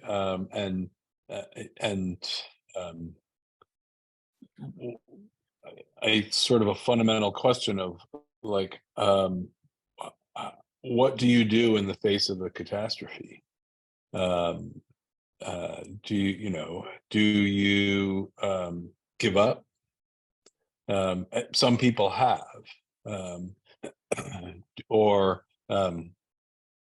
or do you draw a line in the sand? There are people who arbitrarily say 1.5 degrees or 2 degrees represents some line across which there's no return. This is nonsense. We are far from understanding the nonlinearity of Earth's climate systems. We don't know where the various tipping points are. Our models, as massively powerful as they are, can't foresee everything. And on a social level, I think it locks us into a lose-lose situation. If we reach 2 degrees and the world hasn't come to an end, then the naysayers are going to go, you were all wrong. See, we're fine. And in the short term, if it is a problem, you cause people to despair and give up hope and say, oh, well, there's no way we're going to avoid hitting 2 degrees. The reality is, the more you do, the better things that there are. There's always hope. There's always solutions. The less you do, the worse it will be for people. The reality is that people are doing more. We have begun to make significant changes in how we do things. I brought this over. So this is in supermarkets everywhere. This is compostable, made from plants sandwich bags. So this is taking off and doing quite well. And this is this compost. You just throw it in your garden, compost heap. And so plastic bags are on their way out. They're banned in many cities. It's a process that will take some time. But there's a growing momentum for it, and it will happen. So all the the enthusiasm for finding solutions that I find in young people gives me tremendous hope. I mean, I see it my job to try to give them hope, but they give me hope because they understand all of this. Their parents don't understand it, but they get it. They not only understand the science and engineering, they understand the importance and need of it. And so, it will happen. The scale at which it happens, the amount of damage that happens as that transition occurs, none of us can foresee. But the change will happen because it's already happening in a large scale. So, is it fast enough? No. But that's not the right question. So, Thank you. Thank you so much. I appreciate that response, and I think that gives guidance in that we do what we can until we can't. Thank you. correct. Yeah. I also have a question, or for Dr. Kawasaki or Mr. Kawasaki. He mentioned that the initial motivation for the peace boat was to repair relations with neighboring countries that was, as you mentioned, precipitated by a training in history that left out important facts. Interestingly, we're having similar issues in the United States now, where there is concern about the teaching of history that might make people uncomfortable about their country. So I wonder if in Japan has that changed? Is the teaching of history more accurate now than it was when the peace boat started? For the very important question, but I have to say, fortunately, the problem persists, and the government attitude towards history has not changed. I told you that at the time of Peace Boat Foundation 40 years ago, there was a dispute between Japan and other countries over the Japanese history text history education. But currently, as of today, the same problem do exist, and the government, supported or pushed by conservative politicians, try to keep erasing the negative side of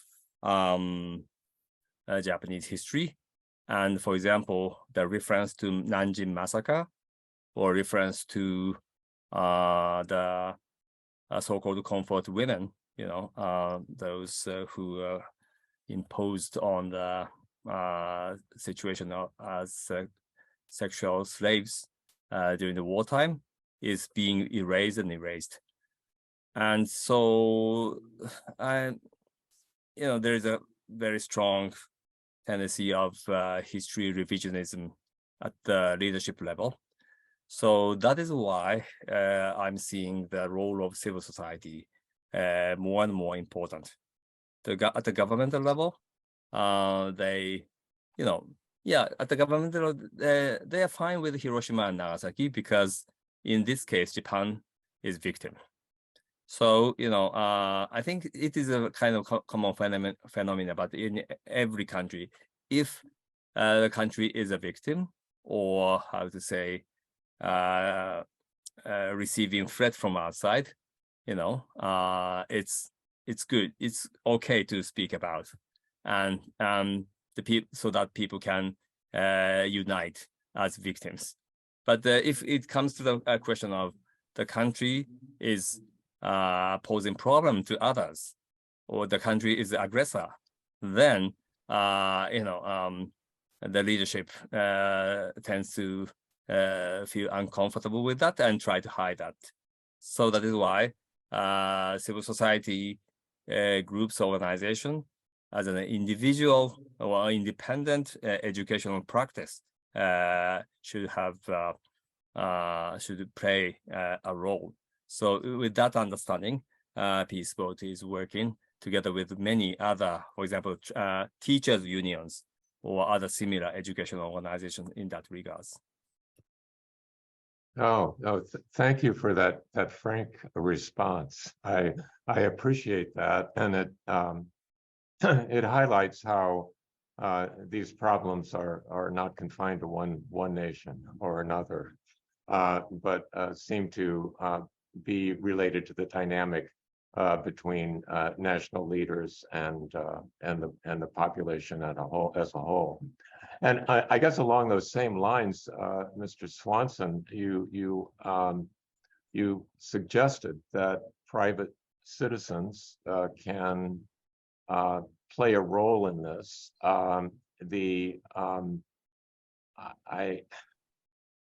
You made a number of suggestions about what governments could do, but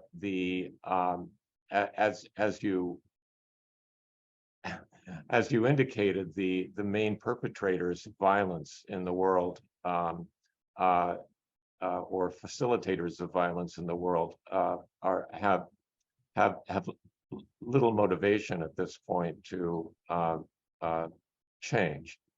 So what can we as citizens do? Well, I don't think I have anything new to tell you, but I can point to what has worked for centuries and what has worked partially, but not fully in many cases, and would have worked better if done on a larger scale. So the point of looking 20 years back to the movement to prevent a war on Iraq is precisely to say, yeah, it didn't succeed entirely. They went ahead and attacked Iraq despite the biggest demonstration in world history.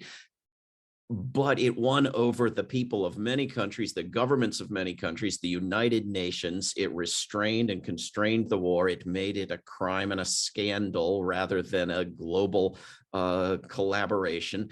It built movements that went on and created the Arab Spring and the Occupy movement. It created the public pressure that prevented the massive carpet bombing of Syria that resulted in an agreement with Iran, albeit short-lived.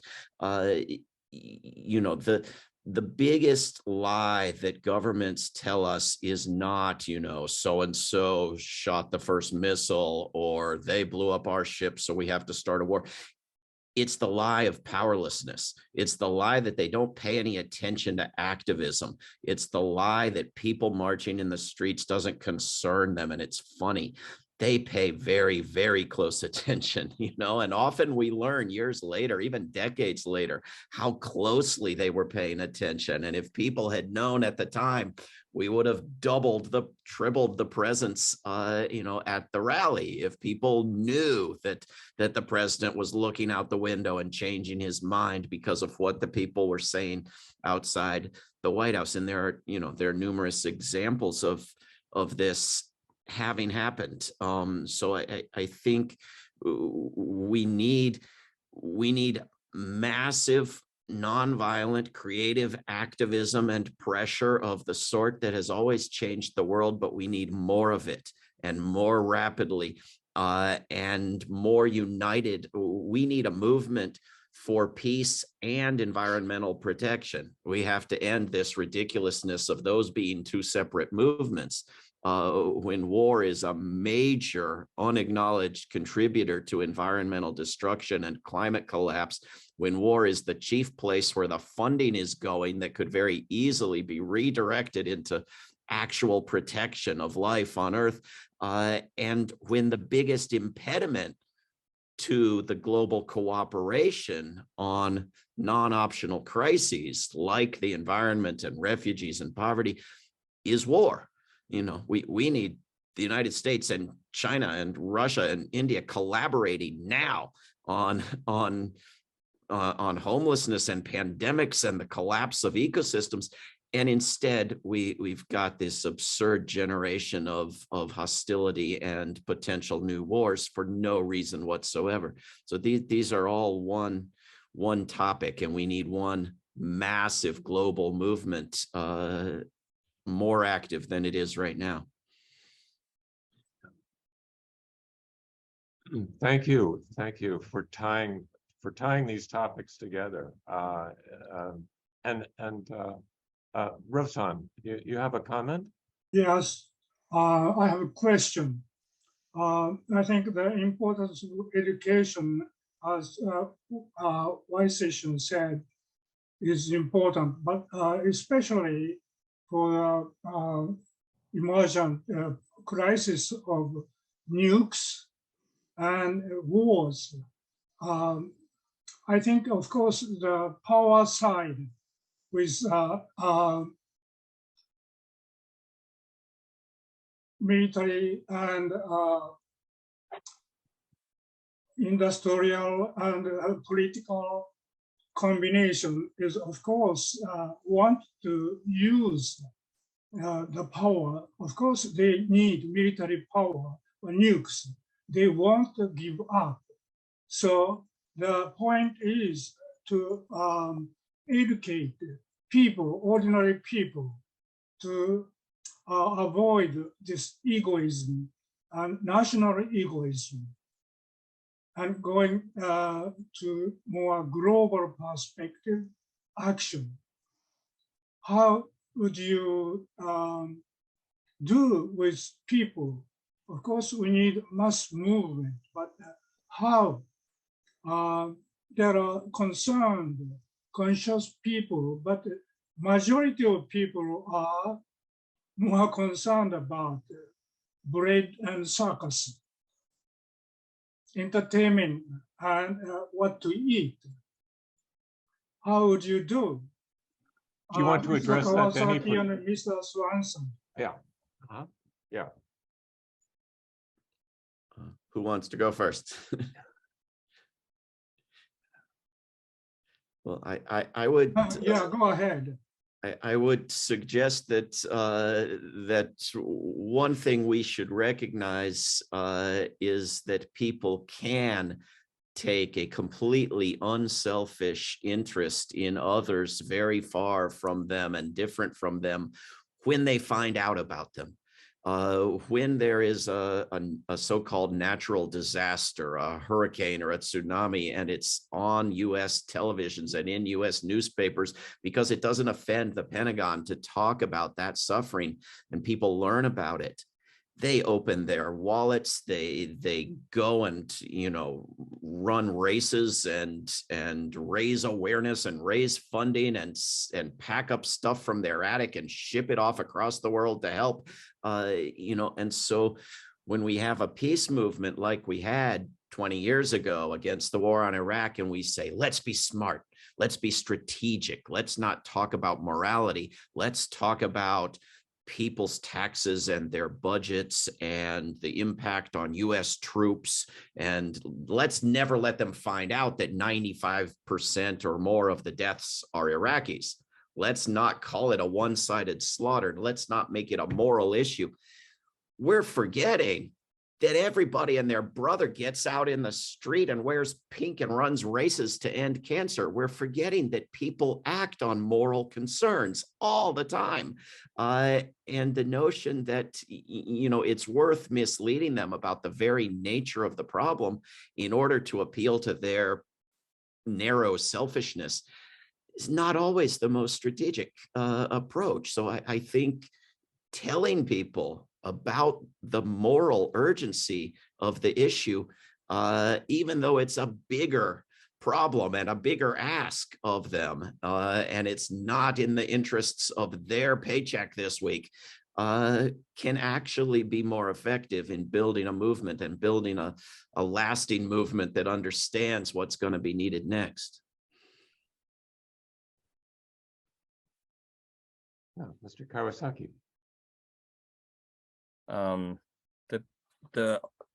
To me, the operation of peace boat itself is something to address that.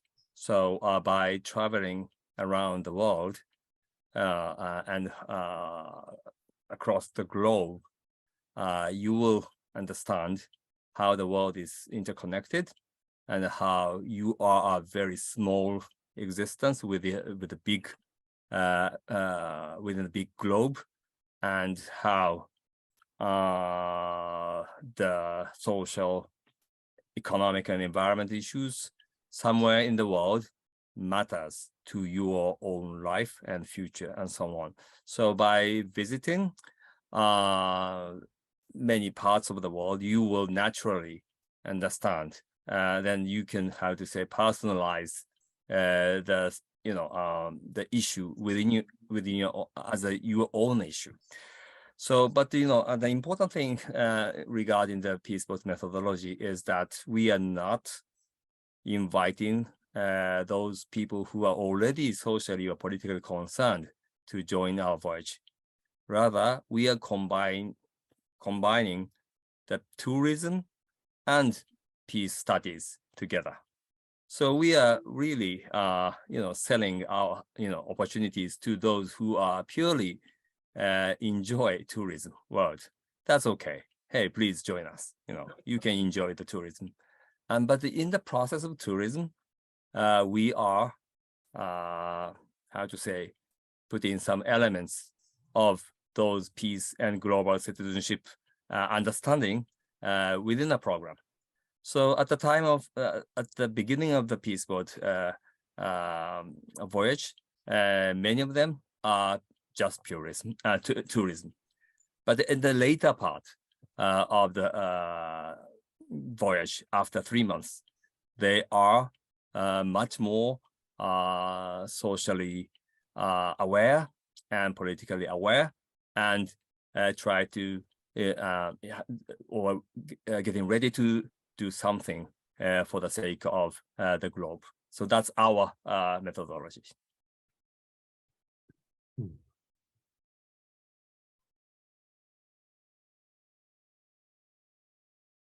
Very good, very good. Thank you. Thank you to all of our speakers. And we have reached the end of our time, and I want to honor that I'm sure people have things they need to do and things they need to tend to.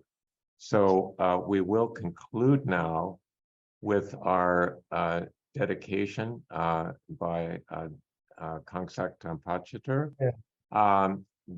Again, but thank you, Mr. Kawasaki, Mr. Swanson, Dr. Session, for your illumination today. It's much appreciated. Kangsak? Yes. Would you conclude with a dedication for Screen. us? You see the screen? Yes, yes, we do. Okay, good. Okay, we'll end with sharing your loving kindness, the supreme attitude. Set your mind as if you're a broadcasting station, broadcast your goodness, loving kindness, compassion, happiness to all beings, including yourself. Do it with your heart and mind. So let's do together. May I be happy. May I be free from stress and pain. May I be free from animosity. May I be free from oppression. May I be free from trouble. May I look after myself with ease. May all living beings be happy. May all living beings be free from animosity. May all living beings be free from oppression. May all living beings be free from trouble. May all living beings look after themselves with ease. May all living beings be free from all stress and suffering. May all living beings not be deprived of the good fortune they have attained. All living beings are the owners of their karma, heir to their karma, born of their karma, related through their karma, and live dependently on their karma. Whatever they do, for good or for evil, through that they will forever. May there be every good blessings. May the devas protect you by the power of all the Buddhas. May you forever be well. May there be every good blessing. May the devas protect you by the power of the Dharma. May you forever be well. May there be every good blessing. May the devas protect you by the power of the Sangha. May you forever be well. Okay, thank you for your attention. If you want to donate, you can do it through MABA, benefit the St. Louis Area Food Bank. It'll be, I think it's on the slide there somewhere on the poster. Thank you for speakers and audiences all. Thank you for joining.